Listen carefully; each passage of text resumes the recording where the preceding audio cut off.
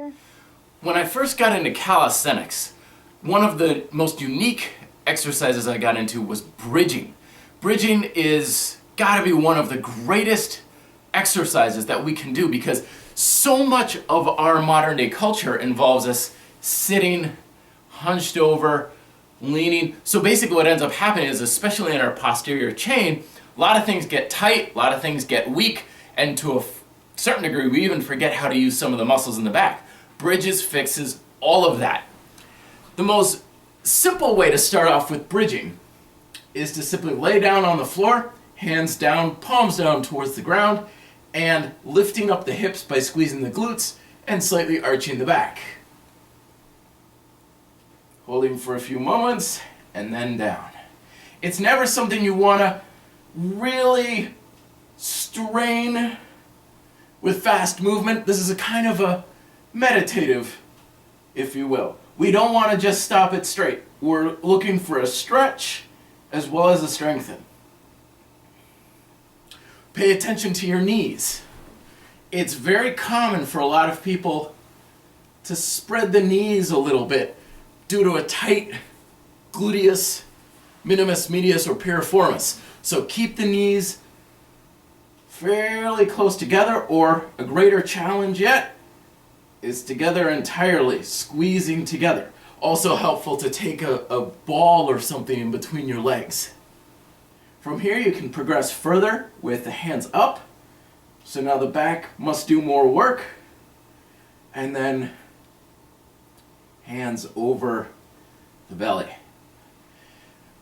Be picky about that last inch of motion.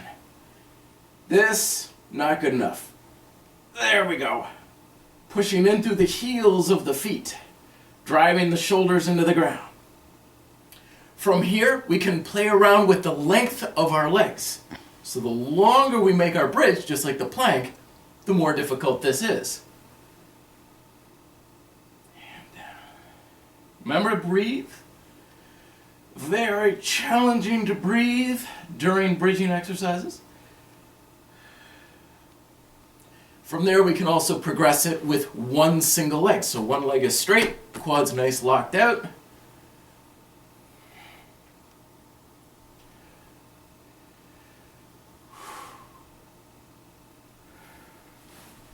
Switch. Now, again, with a lot of unilateral or progressive calisthenics, you're going to feel all these twisting and shifting around, and you want to potentially avoid that.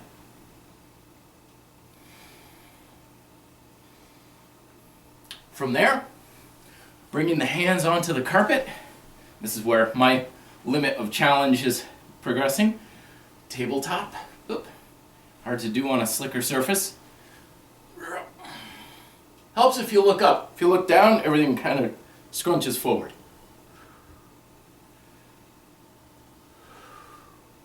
And then again, we make things longer, things get more difficult.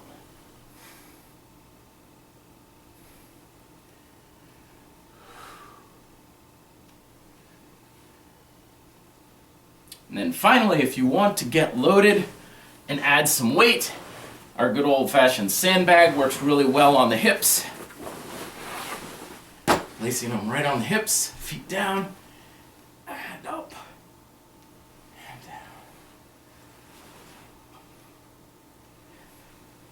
It's an exercise I highly recommend you do as part of a warm-up and multiple times throughout the week to get the most benefit from. Questions down below. Till then, be fit, live free.